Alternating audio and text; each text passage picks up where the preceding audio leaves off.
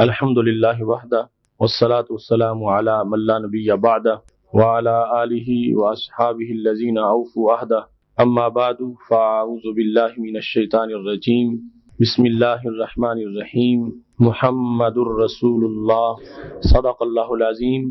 وصدق رسولہ النبی الکریم الامین ان اللہ وملائکتہ یصلون علی النبی یا ایہا الذین آمنوا صلوا علیہ وسلموا تسلیما الصلاۃ والسلام علیک یا سیدی یا رسول اللہ وعلی آلک واصحابک یا حبیب اللہ مولاي صلی وسلم دائما ابدا علی حبیبک خیر الخلق کلہم منزہ عن شریک فی محاسنہ فجوہر الحسن فیہ غیر منقاسم یا اکرم الخلق مالی من الوذ به سواک عند حلول الحادث العممی رب صلی وسلم دائما ابدا علی حبیبک خیر الخلق کلہم۔ اللہ تبارک و تعالی جل جلالہ وعم نوالہ واتم برہانہ وعظم شانہ کی حمد و ثنا اور حضور سرور کائنات مفخر موجودات زینت بزم کائنات دستگیر جہاں غم گسار زماں سید سروراں حامی بے قسام قائد الانبیاء محبوب کبریا احمد مجتبی جناب محمد مصطفیٰ صلی اللہ علیہ وآلہ وصحابہ وبارک وسلم کے دربار گوہر بار میں ہدیہ درود السلام عرض کرنے کے بعد نہایت ہی معزز و محتشم سامعین حضرات، رب ذوالجلال کے فضل اور توفیق سے آج ہمارے خطبہ جمعۃ المبارک کا موضوع ہے مسئلہ علم غیب، قسط نمبر 32۔ میری دعا ہے خالق کائنات جل جلالہ ہم سب کو قرآن و سنت کا فہم عطا فرمائے اور قرآن و سنت کے ابلاغ و تبلیغ اور اس پر عمل کی توفیق عطا فرمائے۔ خالق کائنات جل جلالہ نے ہمارے آقا مولا حضرت محمد مصطفیٰ صلی اللہ علیہ وسلم کو جو عظمتیں عطا فرمائی ہیں ان میں ایک سلسلہ آپ کی معلومات کا ہے اور ان معلومات میں ایک باب غیبی معلومات کا ہے۔ تو رسول اللہ صلی اللہ علیہ وسلم کو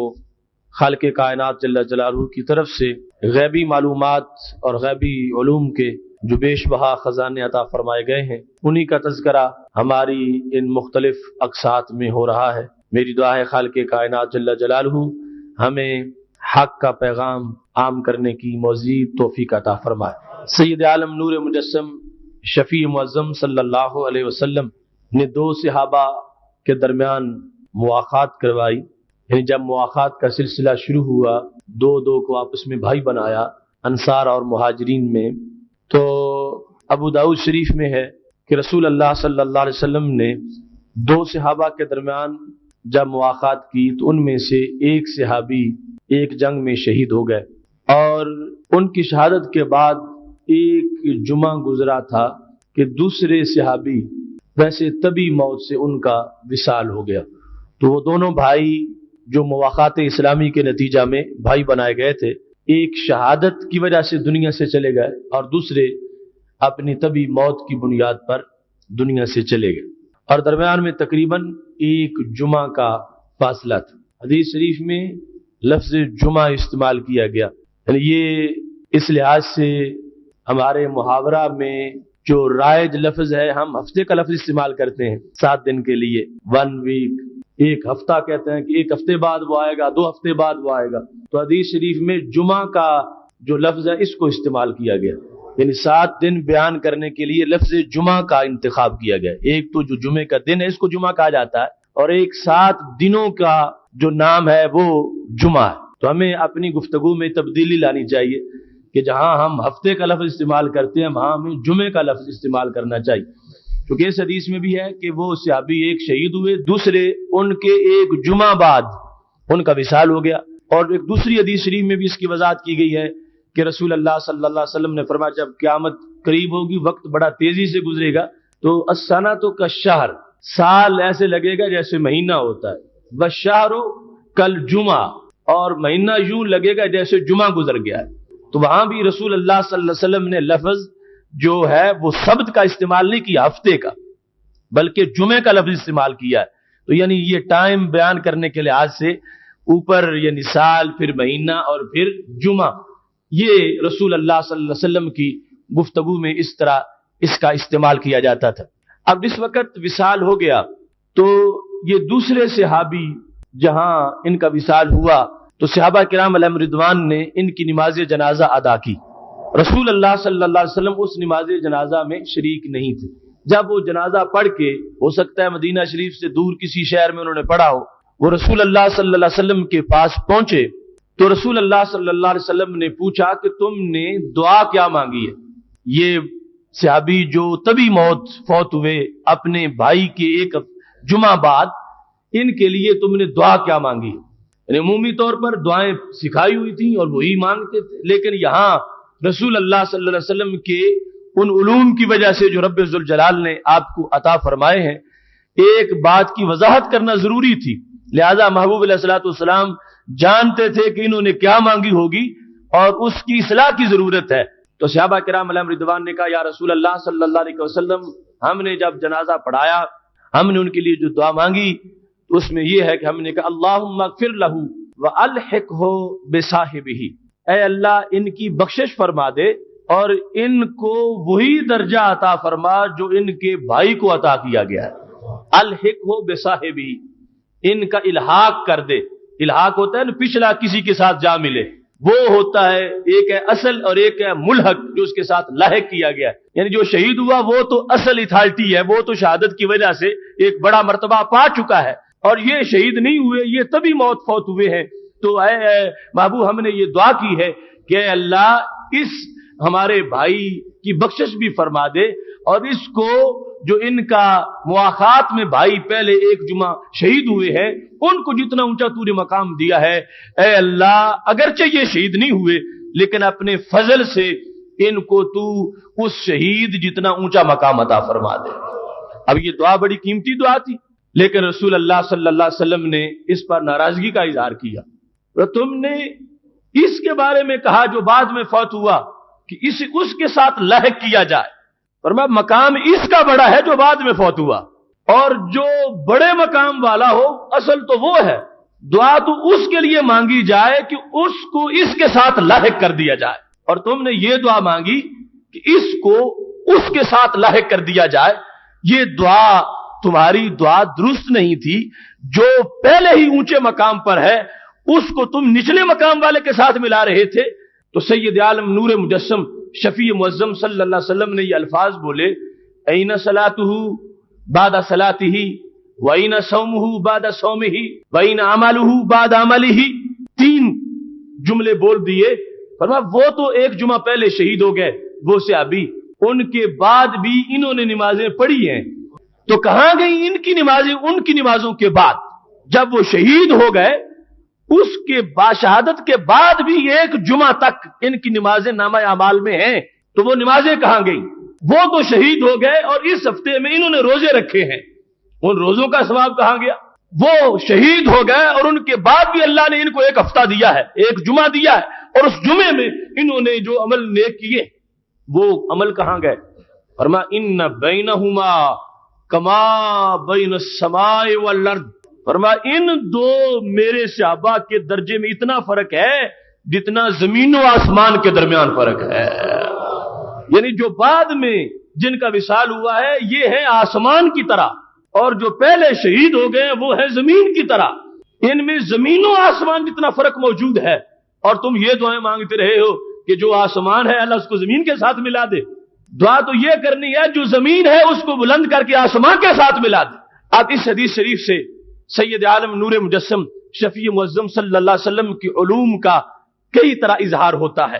سب سے پہلی بات یہ ہے کہ یہ تباً جب ان کا وصال ہوا تو آخری لمحے کی ضمانت کس کے پاس تھی؟ جو سید عالم نور مجسم شفیع معظم صلی اللہ علیہ وسلم نے یہ فرمایا کہ بندہ نیکی کرتا ہے یہاں تک کہ جنت جانے میں ایک بالشت رہ جاتی ہے، صرف اتنا فرق،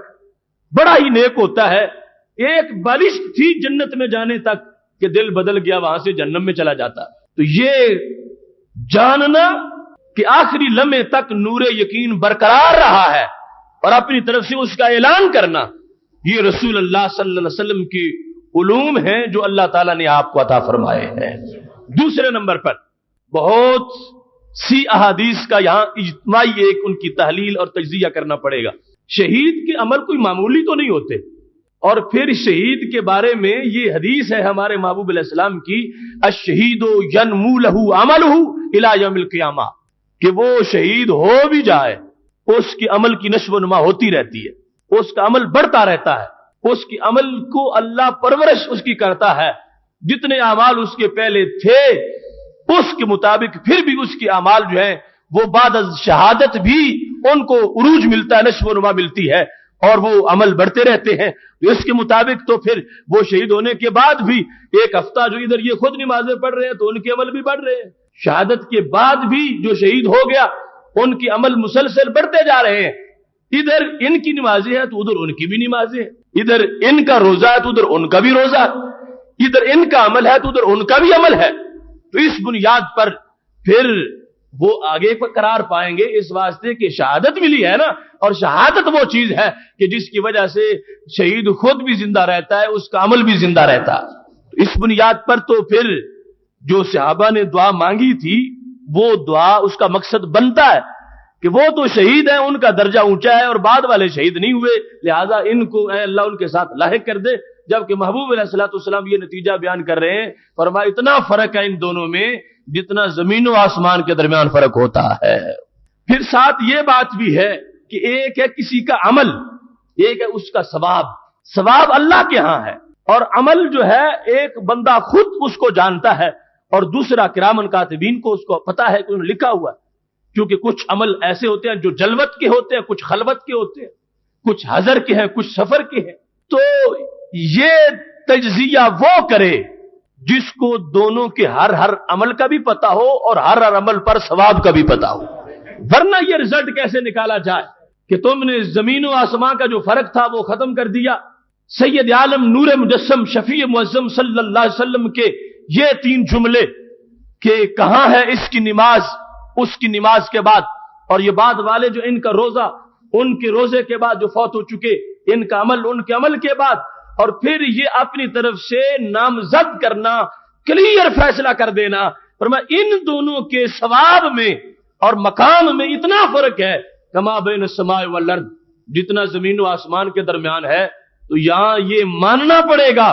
کہ دونوں کے جتنے اعمال ہیں نبی علیہ الصلوۃ والسلام ہر عمل کو بھی جانتے ہیں، اور ہر عمل کی ویلیو کو بھی جانتے ہیں، اور ہر عمل پر ملنے والے ثواب کو بھی جانتے ہیں۔ اس کے بعد محبوب علیہ الصلوۃ والسلام کے ان لفظوں کو مانا جا سکتا ہے، اور چونکہ ماننا ضروری ہے بحیثیت مومن کہ یہ ہمارے نبی علیہ الصلوۃ والسلام کی شان ہے کہ انہوں نے امت کو کسی اندھیرے میں نہیں رکھا، بلکہ امت کو قیامت سے پہلے ان کے ثواب بیان بھی فرما دیے ہیں۔ تو اس شان کے مطابق ماننا پڑے گا کہ رب ذوالجلال نے ان کو ان کے ہر عمل کی بھی خبر دی تھی، عمل کی حیثیت کی اطلاع بھی دی تھی، اور ان پر ملنے والے ثواب کا بھی علم عطا فرما دیا تھا۔ اب جواب اس طرح ہوگا کہ وہ صحابی رضی اللہ تعالی عنہ جو پہلے شہید ہو گئے، مقام ان کا بھی بڑا اونچا ہے، فاسق و فاجر وہ بھی نہیں تھے، عابد تھے، زاہد تھے، پرہیزگار تھے، اور پھر شہید بھی ہو گئے۔ لیکن یہ جو بعد میں جن کا وصال ہوا ہے، ان کا عمل اتنا اعلیٰ عمل تھا کہ دوسرے ان سے کافی پیچھے تھے زندگی کے اندر، اور پھر جس وقت ان کا وقت وصال آیا تو بعد والے صحابی سے ابھی کہیں زیادہ ان کا فرق موجود تھا، کہیں زیادہ فرق، نمازیں روزے سب کچھ ہونے کے باوجود بھی، کیونکہ نماز میں فرق ہے، روزے میں فرق ہے، کسی کی نماز 1000 نمبر والی ہے، کسی کی 1,00,000 نمبر والی ہے، یعنی ہم جیسوں تھے ہر صحابی کی نماز کروڑوں مرتبہ افضل ہے، لیکن آپس میں تو ان کے درجات موجود ہیں۔ تو اس بنیاد پر اگرچہ دونوں پرہیزگار تھے، دونوں نیک تھے، دونوں کے اعمال بہت زیادہ تھے، مگر اپنے اعمال کی بنیاد پر دونوں میں جو بعد میں جن کا وصال ہوا تھا، یہ پہلے صحابی سے جن کی شہادت ہوئی تھی، ان کی شہادت کے وقت یہ کہیں زیادہ بڑا مقام رکھتے تھے، اور اب شہادت ہو گئی تو شہادت میں فضیلت ہے جو بعد والے کو نہیں ملی، شہادت ایک خود فضیلت ہے،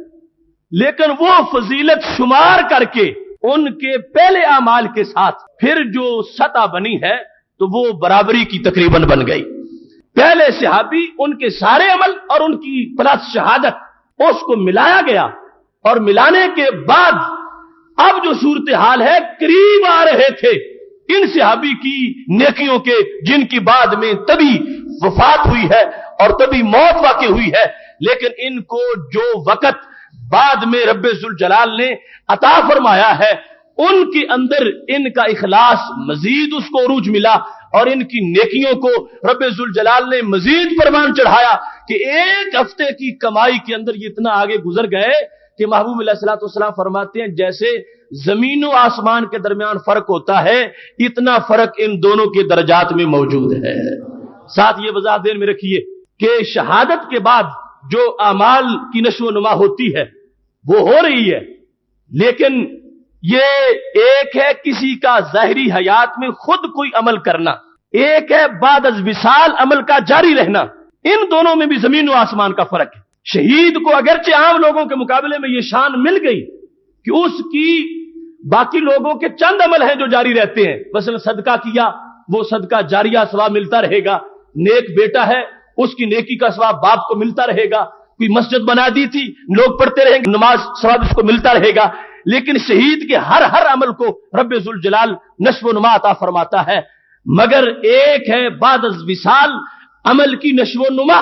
اور ایک ہے خود بندے کا اپنے بدن کے ساتھ زندگی میں عمل کرنا. ان دونوں کی جو ویلیو ہے اللہ کے دربار میں اس میں فرق بڑا موجود ہے. کیوں؟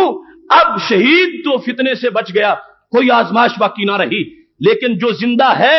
وہ ابھی آزمائشوں کے درمیان موجود ہے. وہ عمل کر رہا ہے بھوکا رہ کے، پیاسا رہ کے،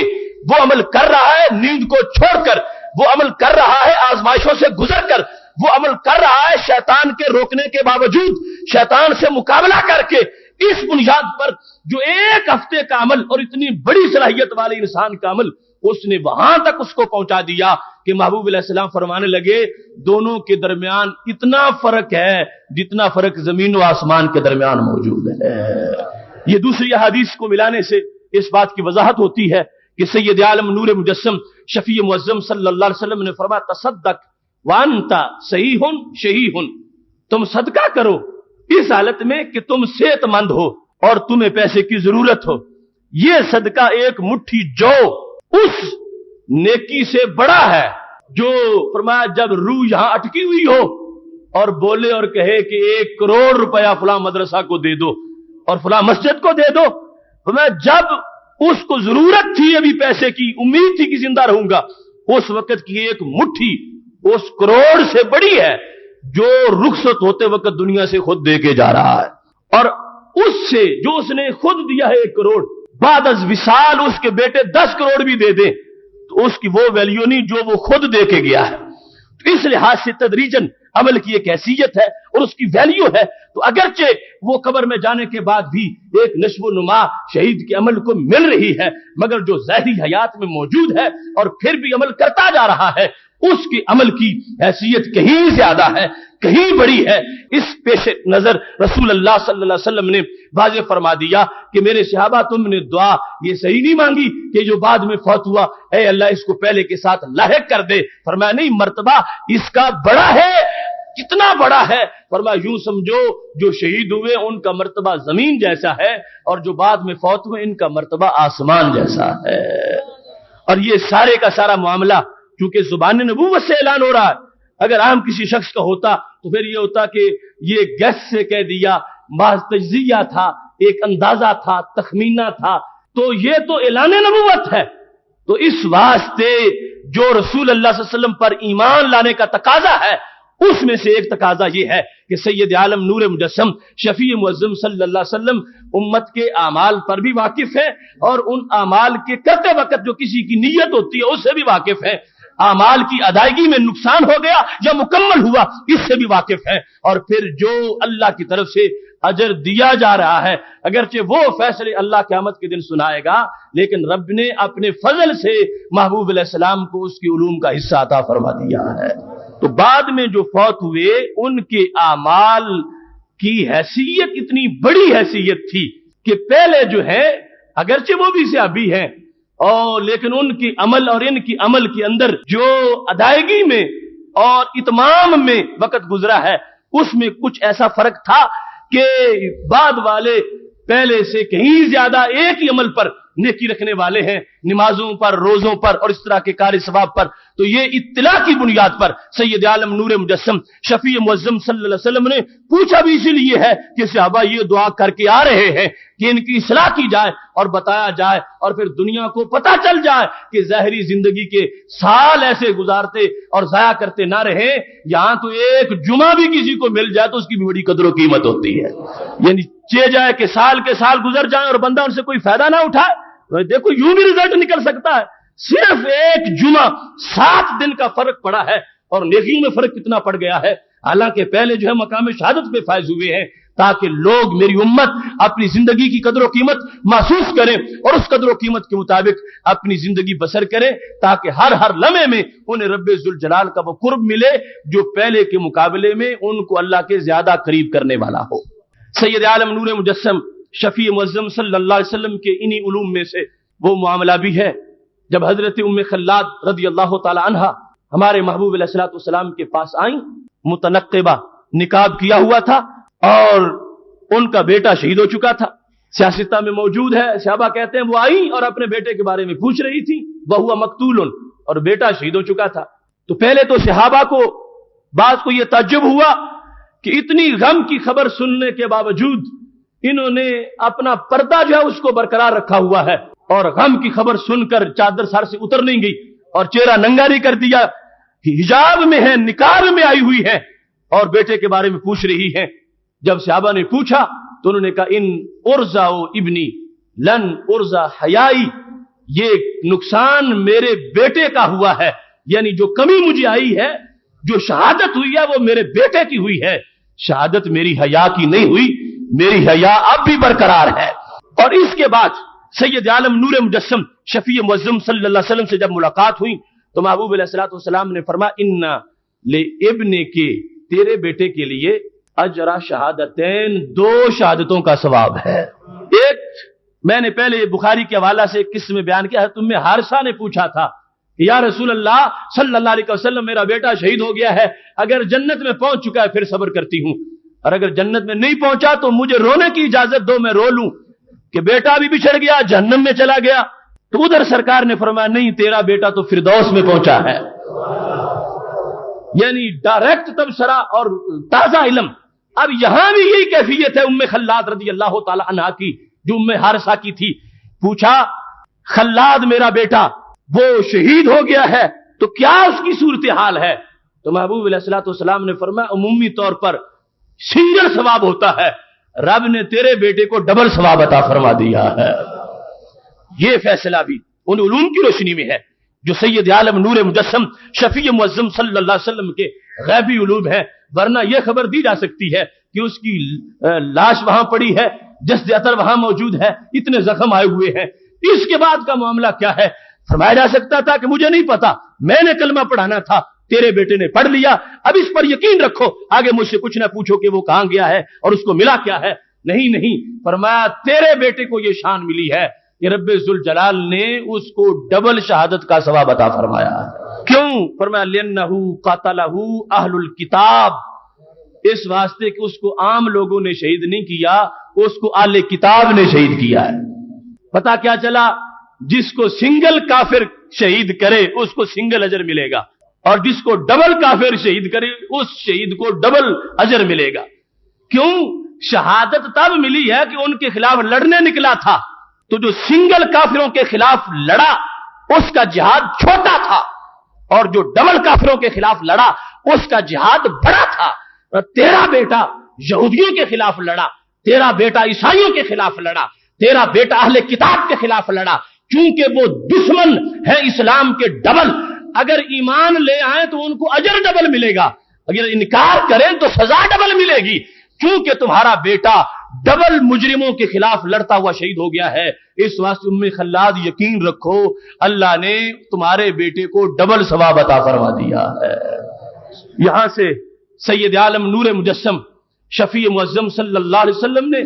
اس حیثیت کو بھی اجاگر کر دیا کہ اہل کتاب کو ایماندار نہیں سمجھا جائے گا،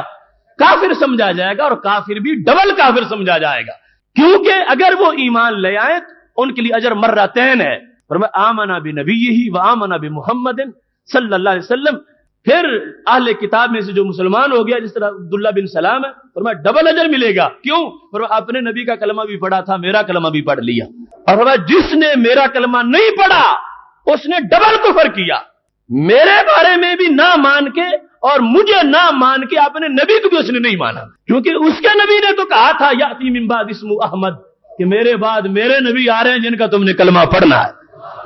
اس بنیاد پر اہل کتاب جو کلمہ نہ پڑھیں، دائرہ اسلام میں داخل نہ ہو، ان کا کفر ڈبل کفر ہے، اور اس ڈبل کفر کی وجہ سے سید عالم نور مجسم شفیع معظم صلی اللہ علیہ وسلم نے فرمایا اگر ام خلاد تمہارا بیٹا شہید نہ ہوتا تو غازی بنتا، اور جو پہلے کردار ادا کیا ہے تو اس نے اسلام کے بڑے دشمنوں کے خلاف کردار ادا کیا ہے۔ اس واسطے شہادت میں اللہ تبارک و تعالیٰ نے اس کو اجر بھی ڈبل عطا فرمایا ہے۔ صحابہ کرام علیہم رضوان ایک مہم پر نکلے ہوئے تھے کہ ایک صحابی دشمن کو تلاش کرتے کرتے جب پیچھے دوڑے تو اپنی تلوار لگ گئی اپنے آپ کو اور جان نکل گئی۔ اب جس وقت ان کی روح نکلی، کتنا بڑا مقدر تھا ان کا، محبوب علیہ السلام دوڑے اور ان کو کپڑوں میں لپیٹ کے اپنے پاس رکھ لیا، اور اس کے بعد غسل دیے بغیر جب ان کی تدفین ہوئی تو کچھ سے لوگوں کو شک تھا کہ کہیں خودکشی تو نہیں، کہ اپنی تلوار سے آخر روح نکل گئی ہے، اس شخص کو کسی کافر نے تو نہیں مارا، اس کو کسی یہودی اور عیسائی نے تو نہیں مارا، اس کو کسی مکہ شریف کے مشرک نے تو نہیں مارا، یہ تو اپنی تلوار سے خود دنیا سے رخصت ہو گیا ہے۔ تو بعض نے پوچھا اہوا شہید یا رسول اللہ صلی اللہ علیہ وسلم، کیا اس کو شہید کہیں گے جس کو اپنی تلوار لگی ہے اور دنیا سے رخصت ہو گئے ہیں؟ کیا یہ شہید ہیں؟ یعنی عمل کی ویلیو کیا ہے، عمل پر ملنے والا ثواب کیا ہے، اس عمل کے بارے میں اللہ کا فیصلہ کیا ہے، اس عمل کے بارے میں فرشتوں کی گواہی کیا ہے؟ کیا اس کو خودکشی کہا جائے گا جو حرام کی موت ہوتی ہے، یا اس کو شہادت کہا جائے گا؟ تو میرے محبوب علیہ السلام نے فرمایا نام ہوا شہید وانا لہو شہید، فرمایا یہ شہید ہے اور یہ وہ شہید ہے جس کی شہادت پر میں گواہی دے رہا ہوں۔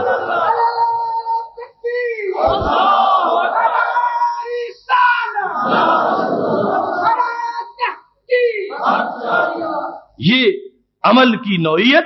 اور اس پر اللہ کی طرف سے ملنے والے جو اجر ہیں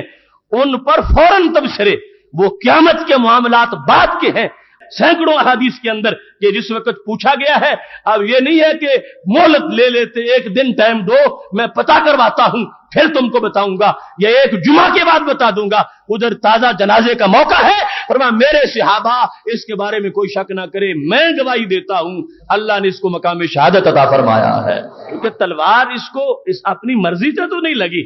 یہ تو دشمن کو پکڑ رہے تھے اور تلوار اپنے آپ کو لگ گئی۔ تو ایسے سلسلے میں قیامت تک کے لیے فیصلہ بھی فرما دیا کہ اگر کوئی مجاہد، کوئی فوجی میدان جہاد میں اور پہرا دیتے وقت اس کو اگر اپنی ہی گولی لگ گئی اور اس وجہ سے اس کی روح نکل گئی تو اس کو خود یہ نہیں کہا جائے گا کہ خودکشی کی ہے اور حرام موت مرا ہے، نہیں، اگر ایسے عمل کے دوران جب وہ فعلاً جہاد میں مصروف تھا اگر اس کو اپنی ہی گولی لگ گئی جس میں نیت یہ نہیں تھی مجھے لگے اور وہ اور کو مارنے کے لیے دوڑ رہا تھا، پکڑ رہا تھا، تو رب ذوالجلال اپنے فضل سے اس کو مقام شہادت عطا فرما دے گا۔ سید عالم نور مجسم شفیع معظم صلی اللہ علیہ وسلم سے اس بات کا جو صدور ہے وہ حضرت سلمہ بن اکوع رضی اللہ تعالیٰ عنہ کے بھائی کی شہادت کے موقع پر بھی ہوا۔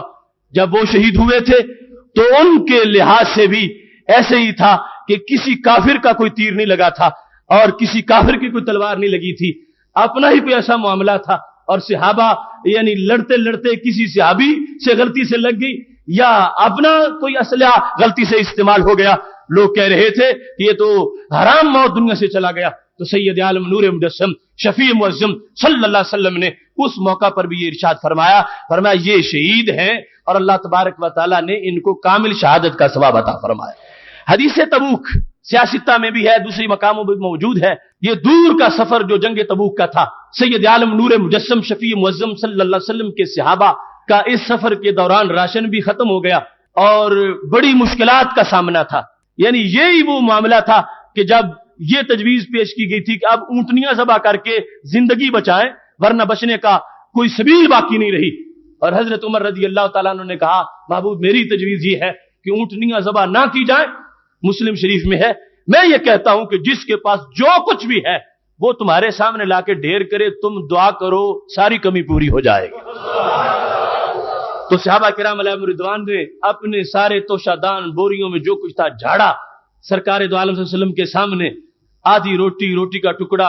اور کھجور اور آدھی کھجور, یہاں تک کہ گٹھلیوں کی بھی کافی تعداد اس ڈھیر میں موجود تھی. اور ڈھیر کتنا بڑا تھا جتنا بیٹھی ہوئی بکری کا جسم ہوتا ہے, یعنی سارا قافلہ سب نے جو کچھ جھاڑا تو اتنا ہی تھا. محبوب علیہ الصلوۃ والسلام نے اس پہ ہاتھ اٹھائے دعا مانگی تو تبوک واپس آنے تک کسی کو کوئی کمی محسوس نہیں ہوئی. یعنی سب نے بوریاں بھر لی ہیں, جانور بھی بچ گئے ہیں, خوراک کا معاملہ بھی طے ہو گیا ہے. تو یہ جنگ طویل ترین سفر تھا اس کا غزوات نبوی میں. یہ دور کی جنگ تھی جس کے لیے باقاعدہ پہلے بھی فنڈ ریزنگ کی گئی. جس وقت اعلان ہوا تھا اور محبوب علیہ الصلوۃ والسلام کے سامنے حضرت عثمان غنی رضی اللہ تعالی عنہ نے, اس کو کہتے ہیں جیسے عسرہ تنگی کے وقت کا لشکر, انہوں نے پیش کی. اور اس موقع پر محبوب علیہ الصلوۃ والسلام سے عثمان غنی نے جنت خرید لی, کیونکہ اعلان تھا کون ہے جو آج مجھ سے جنت خریدے گا. تو حضرت عثمان غنی رضی اللہ تعالی عنہ نے اتنا پیسہ دیا اسلام کو, اتنے اونٹ دیے کہ کہا گیا کہ عثمان غنی رضی اللہ تعالی عنہ نے جنت خرید لی ہے. اس کے باوجود کمی بھی آئی, پھر وہ مرحلہ بھی آیا جب سب کچھ اکٹھا کر کے دعا مانگی گئی اور پھر کمی پوری ہو گئی. صحابہ نے طویل سفر کیا اور سفر کے لیے سواریاں تھوڑی تھیں پھر بھی, اور نوبت نوبت میں سفر کر رہے تھے کہ 10 میل ایک بیٹھے گا پھر 10 میل ایک بیٹھے گا. اس بنیاد پر سفر جو ہے وہ طے کیا جا رہا تھا. اب تبوک میں پہنچے, جنگ ہوئی, زخم کھائے اور کفار کو مارا, سب کچھ ہوا. اور اس کے بعد میرے محبوب علیہ الصلوۃ والسلام نے صحابہ کو فیصلہ سنایا, فرمایا ان بالمدینۃ قوما, میرے صحابہ میرے کچھ صحابی مدینہ شریف میں ہیں جو تبوک نہیں آئے, لیکن اللہ نے ان کو تمہارے جتنا ثواب عطا فرمایا ہے. تفصیل کی, فرمایا انہوں نے نہ سفر کیا اور انہوں نے نہ بھوک برداشت کی, نہ پیاس برداشت کی, نہ بے خوابی ہوئی کی راتوں کو جاگتے رہے, نہ دشمنوں کا سامنا کیا, نہ زخمی ہوئے, نہ کافروں کو مارا. شارکونا وہم بالمدینۃ, ہے وہ مدینہ شریف میں مگر ان کی حاضری تبوک میں لگ گئی ہے. شارکونا, وہ ہمارے ساتھ شریک ہے, ہر قدم میں وہ ہمارے ساتھ کاؤنٹ کیے گئے ہیں. جہاں ہم چلے ہیں اللہ نے لکھا ہے کہ وہ بھی ساتھ چلے ہیں. جو ہمیں بھوک لگی ہے رب نے لکھ لیا کہ انہیں بھی لگی ہے. جو ہم نے زخم کھائے ہیں اللہ کے دفتر میں لکھا گیا ہے کہ انہوں نے بھی وہ زخم کھائے ہیں. اور جو جتنی مصیبتیں مشقتیں ہم نے برداشت کی ہیں سب کچھ انہوں نے بھی وہ برداشت کیا ہے. شارکونا وہم بالمدینۃ, وہ مدینہ شریف میں رہ کے ہمارے ساتھ اس کام میں شریک ہو گئے ہیں. اب اس وقت صحابہ کرام علیہم رضوان نے یہ بات سنی. یہ علوم غیبیہ کا ایک نیا سلسلہ ہے. صحابہ کرام علیہم رضوان نے یہ بات سنی تو پوچھا کیف وہم بالمدینۃ, یا رسول اللہ صلی اللہ علیہ وسلم یہ کیسے ہو سکتا ہے کہ انہیں ہمارے جتنا ثواب مل جائے, حالانکہ وہ تو گھر بیٹھے. کیفا کا مطلب یہ نہیں کہ صحابہ انکار کرنا چاہتے ہیں, کیفا کا مطلب تعجب ہے کہ ایسے ہو کیسے گیا. جس طرح کے وہاں پر حضرت زکریا علیہ السلام کو جب کہا اللہ نے بیٹے کی بشارت دی تو انہوں نے کہا انا لی, میرے لیے کیسے ہوگا. تو یہ مطلب نہیں کہ وہ انکار کر رہے تھے یا رب کی قدرتوں کے سامنے, لیکن تعجب تھا کہ ایسی عمر میں یہ ہو کیسے سکتا ہے. اس بنیاد پر انکار نہیں تھا صحابہ کا, تعجب تھا کہ وہ سارے تو وہاں ہیں جو نہیں آئے, اور اتنی سختی ہم نے برداشت کی اور ان کو یہ سارا ثواب ملنے والا ہے. تو سید عالم نور مجسم شفیع معظم صلی اللہ علیہ وسلم نے جو جواب دیا وہ سوائے علم غیب کی اور کچھ نہیں ہے. کیا جواب دیا؟ فرمایا حبسہم العذر شارکونا بحسن النیت, فرمایا ان کو عذر نے روکا, اللہ نے نیت پر ان کو ثواب عطا فرما دیا. حبسہم العذر, اب جو پیچھے رہ گئے ہیں, جب دو چیزوں کو آپس میں ملانا ہو تو پھر دونوں کے بارے میں علیحدہ علیحدہ دونوں کی ایک صلاحیت جو ہے اس کو بیان کرنا پڑے گا. جب یہ کہو کہ جو یہاں بیٹھے ہیں ان میں بھی ہر ایک کے لیے ان کی نیکی پر 100 ثواب ہے اور جو وہاں بیٹھے ہیں ان کے لیے بھی ان کے برابر ہے، تو پھر ماننا پڑے گا جو یہاں ہیں ان کا بھی استحقاق ثابت ہو چکا ہے اور جو وہاں ہیں ان کا ان کے برابر ثابت ہو چکا ہے۔ تو پھر جو تبوک میں موجود تھے سید عالم نور مجسم شفیع معظم صلی اللہ علیہ وسلم اپنے علم کی روشنی میں بتا رہے تھے کہ ان کا یہ سفر، ان کا یہ جہاد، ان کی محنت، پیاس اور بھوک یہ رائگاں نہیں گئی۔ رب ذوالجلال نے سب کے اس عمل کو قبول بھی فرمایا ہے اور سب کے عمل کا ثواب بھی عطا فرمایا ہے۔ یہ ایک خبر تھی۔ اور دوسرے نمبر پر خبر کیا ہے؟ وہ یہ ہے کہ وہ مدینہ شریف میں ہے اور نبی علیہ الصلوۃ والسلام تبوک میں ہے، اور صورتحال کیا ہے؟ فرمایا ان کو عذر نے روکا ہے۔ اب یہ نیت تب ثواب ملا ہے کہ ان کی 100% نیت آنے کی موجود تھی، مگر اس کے بعد کسی کو سواری نہیں مل سکی، کسی کو کوئی بیماری لاحق ہو گئی ہے اور وہ یہاں تبوک میں پہنچ نہیں سکے۔ جب تک نیت جو دل میں ہوتی ہے اس کا پورا سروے نہ کر لیا جائے اس وقت تک ان کی صفائی نہیں پیش کی جا سکتی، چاہے جائے کہ ان کے انعام کا اعلان کر دیا جائے۔ تو نبی علیہ الصلوۃ والسلام نے تو صرف صفائی نہیں پیش کی بلکہ جو مدینہ شریف میں صحابہ ہے ان کے انعام کا بھی اعلان کیا ہے کہ جتنا انعام تمہیں ملا ہے اتنا انعام اللہ نے انہیں بھی دیا ہے اور ساتھ شریک کر دیا ہے۔ اگر ان کی نیتیں یہ ہوتی کہ 50% یہ تھا کہ نہ آنے کا ارادہ بنایا ہوا تھا اور پھر آگے بخار بھی ہو گیا، نہ آنے کی مرضی تھی اور پھر سواری بھی نہیں ملی، تو 1% بھی نیکی نہ ملتی۔ سید عالم نور مجسم شفیع معظم صلی اللہ علیہ وسلم جو اعلان کر رہے ہیں کہ رب ذوالجلال نے ان کو ہمارے والا پورا ثواب عطا فرما دیا ہے، اس سے یہ بات ماننی پڑے گی کہ ان کے دل کی جو کیفیت ہے نبی علیہ الصلوۃ والسلام نے تبوک میں بیٹھے ہوئے اس کو مکمل دیکھا ہوا ہے، مکمل جانا ہوا ہے۔ اس کے جاننے کے اوپر فرما دیا اللہ نے ان کو ثواب دے دیا کہ نہیں آئے تو عذر کی وجہ سے نہیں آئے، اللہ تعالیٰ نے نیت کے خلوص پر ان کو مکمل ثواب عطا فرما دیا ہے۔ نیت المومن خیر من عملہ، مومن کی نیت اس کے عمل سے بہتر ہوتی ہے، کیونکہ نیت پکی تھی، نیت ادھوری نہیں تھی، نیت میں فطور نہیں تھا، نیت صحیح ہے، اس کی بنیاد پر ثواب اس کا پورا مل چکا ہے ان کو۔ اگر وہ جو مدینہ شریف میں رہ گئے ہیں پیچھے رہ کے جشن منا رہے ہوتے کہ ٹھیک ہے وہ ادھر مر رہے ہیں، اب گھروں میں بیٹھے ہیں، اپنے اہل و عیال کے پاس موجود ہیں، تو پھر تو ان پر وعید ہوتی، گرفت ہوتی، مواخذہ ہوتا اور انہیں بھگتنا پڑتا۔ لیکن سید عالم نور مجسم شفیع معظم صلی اللہ علیہ وسلم نے تبوک میں بیٹھ کر ان کی کیفیات کو جان کر، ان کے حالات کو جان کر کہ ان میں سے ہر بندہ پیچھے جو رہ گیا ہے بڑا افسردہ ہے، بڑا غمگین ہے، ہر ایک سوچ رہا ہے کہ میرا ثواب ضائع ہو جائے گا، میں نے تو تبوک میں جانا تھا، ہر شخص ان میں چونکہ افسوس کر رہا ہے، تو محبوب علیہ الصلوۃ والسلام فرمانے لگے اس بنیاد پر میں یہاں بیٹھے ان کی نیکی کا اعلان کر رہا ہوں کہ ان کی دلی حالت کے مطابق یہاں آئے بغیر رب ذوالجلال نے ان کو پورا اجر عطا فرما دیا ہے۔ ایسے ہی جس وقت رسول اللہ صلی اللہ علیہ وسلم اپنے صحابہ کے اجتماع میں بیٹھے ہیں، وائل بن حجر رضی اللہ تعالیٰ عنہ، یہ وہ صحابی ہیں جنہوں نے آخری سالوں میں کلمہ پڑھا۔ سید عالم نور مجسم شفیع معظم صلی اللہ علیہ وسلم صحابہ کے اجتماع میں، جن میں سے کوئی نہ وائل کو جانتا ہے، نہ حجر کو جانتا ہے، نہ حضر موت کو جانتا ہے، فرمایا قیل من اقیال، شہزادوں میں سے ایک شہزادہ ہے، من ابناء الملوک، بادشاہوں کا بیٹا ہے، یعنی وہ نسب در نسب بادشاہ رہے ہیں، من حضر موت کے علاقے کا ہے، میرے صحابہ خوش ہو جاؤ وہ کلمہ پڑھنے کے لیے آ رہا ہے۔ ادھر سے وہ چلے، سید عالم نور مجسم شفیع معظم صلی اللہ علیہ وسلم نے صحابہ کو خبر دی ہے، نام، نسب اور حیثیت اور علاقہ جہاں سے وہ چل کے آئے ہیں، اور پھر لفظ یہ بولے ہیں، فرمایا جا راغباً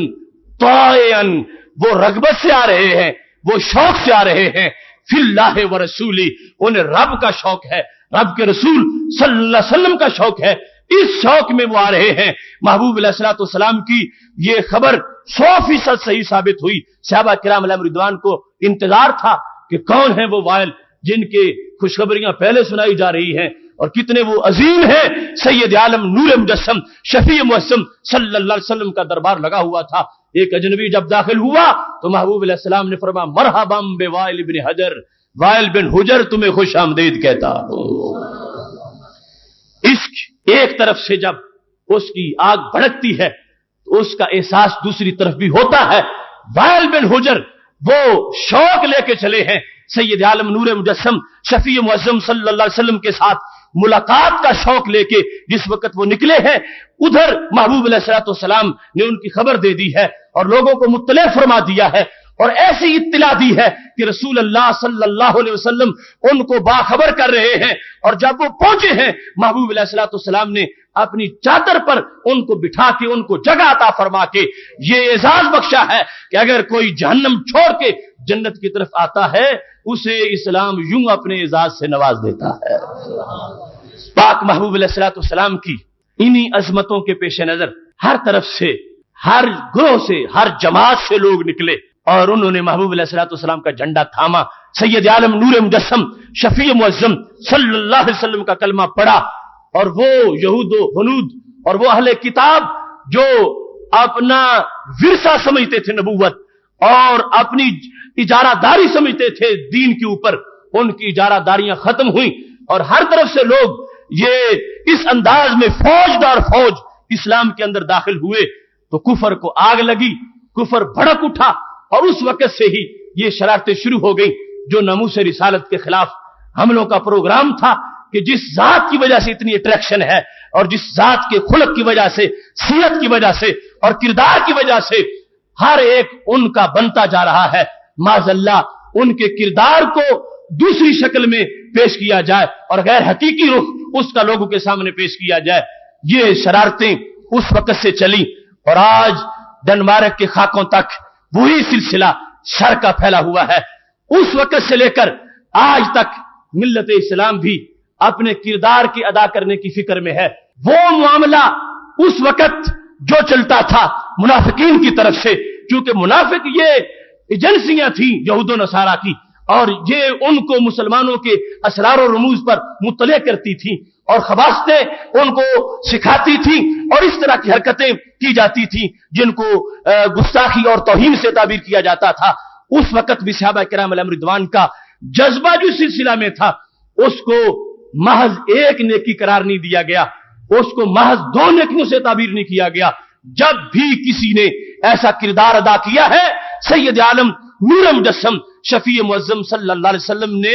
اس کو اللہ کی مدد اور اللہ کے محبوب علیہ السلام کی مدد کے ساتھ تعبیر فرمایا ہے۔ یعنی اس نے کیا کیا؟ اس نے اللہ کی مدد کی۔ حالانکہ رب تو مدد کا محتاج نہیں کسی کی مدد کا، لیکن لفظ یہ استعمال کیے اس نے اللہ کی مدد کی کہ لوگوں کو قیامت تک پتا چلے کہ ناموس رسالت پہ پہرا دینا معمولی کام نہیں ہے۔ جیسے اللہ قرآن مجید میں کہتا ہے من ذا الذی یقرض اللہ قرضا حسنا، کون ہے جو اللہ کو اچھا قرضہ دے گا؟ اب اللہ کے خزانے تو ختم ہی نہیں ہوتے، قرضہ تو وہ لے جس کو کمی آئی ہوئی ہو، لیکن ظاہر کرنا مقصود ہے کہ کون ہے جو اللہ کے لیے کسی کو دیتا ہے اور کون ہے جو اللہ کے لیے خرچ کرتا ہے، تاکہ قرض کا یہ معنی اس کو پتا چلے آج دے گا اس کا ضائع نہیں جائے گا، اس کو رب ذوالجلال کئی گنا حشر میں ثواب عطا فرمائے گا۔ تو یہ مطلب ہے کہ رب ذوالجلال کسی کی مدد کا محتاج نہیں ہے، لیکن اس نے وعدہ کر رکھا ہے اپنے محبوب علیہ السلام کی مدد کا، اور اس مدد کا اظہار اپنے بندوں سے کرواتا ہے۔ آج جو محبوب علیہ السلام کے کسی گستاخ کا سر اتارتا ہے اس نے یہ نہیں کہ معمولی کام کیا، شریعت مطہرہ میں اس نے اللہ کی بھی مدد کی ہے، اللہ کے محبوب علیہ السلام کی بھی مدد کر کے دکھائی ہے۔ یہ جملہ کب بولا تھا؟ ہمارے محبوب علیہ السلام نے اس وقت جملہ بولا تھا جب اسماء بنت مروان نے رسول اللہ صلی اللہ علیہ وسلم کی گستاخی کی۔ یہ جو بعد میں مروان ہے اس سے علیحدہ کی بات ہے، پہلے اسماء بنت مروان اس نے گستاخی کی اور حضرت عمیر رضی اللہ تعالیٰ عنہ نے اس کا سر اتارا، اور جب سر اتار چکے تو دل میں یہ خیال آیا کہ کہیں اس کام پر نبی علیہ السلام ناراض نہ ہو جائیں، میں نے تو پوچھا ہی نہیں ہے اور پوچھے بغیر یہ کام کر دیا ہے۔ ڈرتے ڈرتے سہمے سہمے محبوب علیہ السلام کی خدمت میں حاضر ہوئے اور کہا یا رسول اللہ صلی اللہ علیہ وسلم مجھ سے کوئی غلطی تو نہیں ہو گئی کہ میں نے اسماء بنت مروان کا سر اتارا ہے؟ تو نبی علیہ السلام نے فرمایا غلطی نہیں ہوئی، بل نصرت اللہ ورسولہ، تم نے اللہ کی بھی مدد کی ہے، اللہ کے نبی کی بھی مدد کی ہے۔ یہ ہے وہ نصرت اس انداز کی کہ جس کا سبق صحابہ کرام علیہم رضوان کو دیا گیا، اور اسی روشنی میں اور اسی تعلیم میں پوری امت آج تک اس سلسلے کے لیے بھی اس کا ایک باقاعدہ دین کا شعبہ ہے۔ جس طرح نماز روزے کی فرضیت ہے، محبت رسول صلی اللہ علیہ وسلم کی فرضیت ہر سانس میں ہے۔ نماز والا فرض دن میں 5 مرتبہ ہے، روزے کا فرض سال میں 1 مہینہ ہے، حج کا فرض زندگی میں 1 بار ہے، زکوٰۃ کا فرض نصاب ہو تو پھر ہوتا ہے، لیکن محبت رسول علیہ السلام کا فرض ہر سانس میں موجود ہے۔ اگر ایک سانس بھی ایک بندہ اس فرض سے غافل ہو جائے اور بھول جائے، محبوب علیہ السلام سے اپنے آپ کو کاٹ لے، جدا ہو جائے، بے ربط ہو جائے، تو یہ سب کچھ اس کا لٹ جائے گا، فوت ہو جائے گی اس کی ایمانی حیثیت۔ اس بنیاد پر ہر لمحہ جو محبت ضروری ہے تو یہ دائمی فرض ہے، اور دائمی فرض کا یہ تقاضا ہے کہ اس کے دائمی ہونے کی وجہ سے ہر صدی میں، ہر دور میں، ہر مہینے اور ہر گھنٹے میں وہ تقاضے ادا کیے جائیں جن تقاضوں کو اللہ کی مدد اور اللہ تعالیٰ کے نبی علیہ السلام کی مدد سے تعبیر کیا گیا ہے۔ محترم سامعین حضرات، یہ پچھلے سال اور اس سے پہلے کے جو واقعات، بلکہ مسلسل پوری تاریخ جو ہے باطل کی طرف سے مسلم امہ کو زخمی کرنے کا ایک منصوبہ ہے جس کو وہ مسلسل چلا رہے ہیں۔ یہ ہم ہیں کہ کبھی ہمیں جاگ آ جاتی ہے، کبھی ہم سو جاتے ہیں، کبھی محسوس کرتے ہیں اور کبھی محسوس بھی نہیں کرتے۔ ان کی طرف سے تواتر کے ساتھ ہمارے محبوب علیہ السلام کے خلاف حملے ہو رہے ہیں، خواہ وہ خاکے پہلے چھاپیں، خواہ وہ رشدی کو سر کا لقب دیں، خواہ وہ کعبہ کی طرز پر کعبہ کے ماڈل کا شراب خانہ بنا، خواہ وہ گوانتا ناموں کی جیلوں میں قرآن مجید کو لیٹرینوں میں رکھے۔ یہ معاذ اللہ سارے معاملے ایک طرز کے ہیں، اور اب پھر انہوں نے وہ سلسلہ خاکوں کا شروع کر دیا ہے۔ کتنی افسوس کی بات ہے اور کتنی ندامت ہے ہمارے وجود پر، امت مسلمہ کے وجود پر، کہ جس پیغمبر کے کروڑوں غلام ہوں ان کی ایسی توہین کی جائے، اور پھر توہین کرنے والے وہ بار بار کریں، اصرار کریں، اور یہ سلسلہ چلتا رہے، اور امت جو ہے وہ اپنی زندگیاں بچا کے بیٹھی رہے۔ اس وقت جو رد عمل تھا، اس میں جو غلطی تھی، اس رد عمل میں جو کمزوری تھی، اور اس رد عمل میں جو کوتاہی تھی، اس کا اعلان ہم نے اس وقت کیا تھا۔ لوگ کہتے تھے اتنا کافی ہے ان سے اقتصادی بائیکاٹ کر لیا جائے، اتنا کافی ہے ان کی مصنوعات کا بائیکاٹ کر لیا جائے۔ اور جس نے بڑی سے بڑی چھلانگ لگائی سعودی حکومت نے، اس نے اپنے سفارتی تعلقات منقطع کرنے کا اعلان کیا۔ عرب لیگ کا اور معتمر رابطہ اسلامی کا اور تمام دنیا کے مسلمان حکمرانوں کا جو انداز اس وقت تھا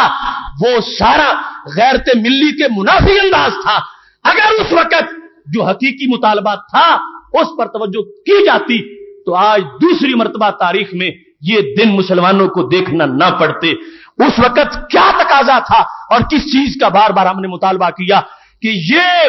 نہیں ہے اس کی سزا کہ کسی کے اقتصادی تعلقات کا بائیکاٹ کر دیا جائے، سفارتی تعلقات توڑ دیے جائیں، اور صرف ان کی مصنوعات کا بائیکاٹ کر دیا جائے۔ اگرچہ وہ بائیکاٹ بھی نہیں ہو سکا، وہ تمہیدی باتیں ہیں۔ اصل یہ ہے کہ وہ لوگ جنہوں نے خاکے بنائے، جنہوں نے چھاپے، وہ اخبارات کے اونر، وہ سارے کے سارے واجب القتل ہیں، اور یہ مسلم امہ کا متحدہ مطالبہ ہونا چاہیے کہ ہم ان کو، مجرموں کو ہمارے سپرد کیا جائے، ہم کعبۃ اللہ کے پاس ان کے سر اتارے اور دنیا کو پتا چلے کہ جو ناموس رسالت پر حملہ کرے گا اس کا صرف ایک ہی حل ہے کہ اس کا سر یوں اتارا جائے گا جیسے ڈنمارک کے ان اخبارات کے مدیران اور خاکے بنانے والوں کے اتارے گئے ہیں۔ لیکن اس وقت کچھ لوگوں نے معافی کی باتیں کی اور کچھ لوگوں نے معافی مانگنے کی باتیں کی کہ وہ معافی مانگ لیں، کچھ نے معافی دینے کی باتیں کی۔ شریعت میں نہ معافی کا تقاضا ہے، نہ معافی مانگنے اور نہ معافی دینے کا۔ سرکار دو عالم وسلم کا حق کون سی لیگ عرب معاف کرے گی؟ محبوب علیہ السلام کا حق کس کو حق ہے کہ وہ معاف کر دے؟ صرف ایک تقاضا ہونا چاہیے تھا کہ وہ مجرم ان کو گرفتار کیا جائے، خواہ ان حکومتوں کے تعاون سے یا خواہ اپنے ذرائع سے، اس کے بعد ان کے سر اتارے جائیں اور ایک ہی موقف پر امت لبیک کہے کہ اس سے کم ہم کسی مطالبے پہ راضی نہیں ہیں اور نہ ہی ہمارا کوئی مطالبہ ہے. اگر اس وقت اس پر عمل ہوتا اور یہ کام ہو چکا ہوتا تو کبھی بھی کسی کو اب جسارت نہ ہوتی. اس وقت کے ڈھیلے مطالبے اور اس وقت کا ڈھیلا رویہ اور اس وقت کی مسلم حکومتوں کا ڈھیلا اور بعض کا منافقانہ کردار کہ جو ایک بیان تک بھی نہ دے سکے اور سفارتی تعلقات بھی منقطع نہ کر سکے، اس چیز نے ان کو حوصلہ دیا ہے کہ پھر انہوں نے وہ خاکے چھاپ دیے ہیں اور پھر محبوب علیہ الصلوۃ والسلام کی توہین ہو رہی ہے، سید عالم نور مجسم شفیع معظم صلی اللہ علیہ وسلم کی گستاخیاں ہو رہی ہیں. یہ آج پھر نئے سرے سے ہمیں بیک زبان بحیثیت ملت واحدہ پوری دنیا میں عالم اسلام کو اس بات کا اظہار کرنا چاہیے کہ ہمارا صرف ایک مطالبہ ہے کہ وہ جن لوگوں نے خاکے بنائے ہیں، چھاپے ہیں، سارے کے سارے وہ ایک جیسے مجرم ہیں اور جب تک وہ زمین پہ زندہ رہیں گے اس وقت تک زمین پلید رہے گی اور زمین پاک تب ہو جائے گی جب ان کے منحوس جسم جو ہے زمین کو ان سے پاک کر دیا جائے گا اور وہ قرض جو امت کی گردنوں پر ہے پھر جا کے وہ قرض اتر سکے گا. یعنی جہاں وہ لوگ موجود ہیں زمین کو ایک طہارت ملی ہے ہمارے محبوب علیہ السلام کے قدم سے، فرمایا جہاں بھی سجدہ کرو گے رب کو سجدہ ہو جائے گا. اس پاک زمین پر یہ لوگ جو ہیں یہ زمین کو دھنسا دینے والے ہیں. ہو سکتا ہے کہ ان کے رہنے کی وجہ سے زمین دھنس جائے اور امن عالم تباہ ہو جائے. اس واسطے امن عالم کی بقا کے لیے بھی یہ ضروری ہے کہ ایسے لوگوں کو زمین پر زندہ نہ رہنے دیا جائے اور یہ باور کرایا جائے ان لوگوں کو کہ اگر تمہارے ایک شخص کا قاتل ہماری سرزمین پر ملتا ہے تمہیں اور تم ہمارے حکمرانوں سے پوچھے بغیر خود اس کو اپنے کٹہروں میں لے جا سکتے ہو تو یہ تو پوری انسانیت کا مجرم ہے جس نے انسانیت کی جان کی گستاخی کی ہے. لہذا یہ مسلم امہ کا حق ہے کہ مجرم ان کے حوالے کیا جائے اور اس سے کم پر کسی مذاکرات کی میز پر کوئی بات نہ کی جائے جب تک ان کے سر نہ اتارے جائیں گے. یہ حرکتیں معاذ اللہ ہوتی رہیں گی، ان میں اضافہ ہوتا رہے گا. کمی اسی صورت میں آئے گی کہ جو شریعت مطہرہ کا فیصلہ ہے اس کے مطابق فیصلہ کروایا جائے. یہ ہدف ہے لیکن اس کا یہ مطلب نہیں ہے کہ جب تک وہ پورا نہیں ہوتا تو ہم باقی چیزوں کو فضول قرار دے دے. آواز بلند کرنا، احتجاج کرنا اور احتجاج اس انداز میں کہ اپنے گھر نہ جلانا، اپنی حماست غیرت اور دینی جذبے کا اظہار کرنا، اس طرح کا احتجاج وہ ضرور ہونا چاہیے، بھرپور ہونا چاہیے اور اپنی آواز جو ہے وہاں تک ہمیں پہنچانی چاہیے جہاں سے ہمیں دکھ دیا جا رہا ہے اور ہمیں ہر وقت ہمارے لیے ایک ٹارچر کی حیثیت انہوں نے بنا رکھی ہے فکری طور پر. یہ دعا بھی کریں کہ اللہ تعالی ہمیں سرخرو ہونے کی توفیق دے. اگر ایسی حالت میں ہم مر گئے تو کیا منہ دکھائیں گے ہم محبوب علیہ السلام کو کہ ماحول گستاخیوں سے بھرا ہوا تھا اور ہم کچھ بھی نہ کر سکے اور اسی طرح دنیا سے چلے گئے. اللہ تعالی ہمیں مرنے سے پہلے اس سلسلہ میں سرخرو ہونے کی توفیق عطا فرمائے. وآخر دعوانا ان الحمد للہ رب العالمین.